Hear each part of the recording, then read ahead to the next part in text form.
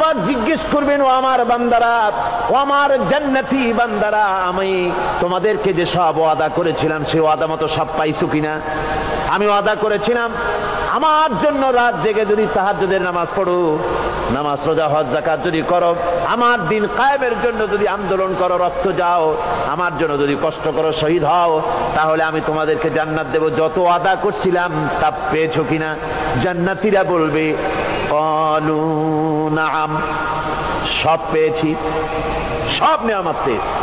আল্লাহ বলেন সব পাও নাই, ওয়ালাদাইনা মাজিদ, আমার কাছে আরো বেশি আছে, আমার কাছে আরো বেশি আছে, সব পাও নাই।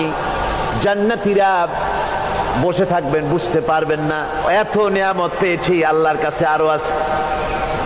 আল্লাহর নবী তখন মুখ খুলবেন, নবীজি বলবেন রব্বুল আলামিন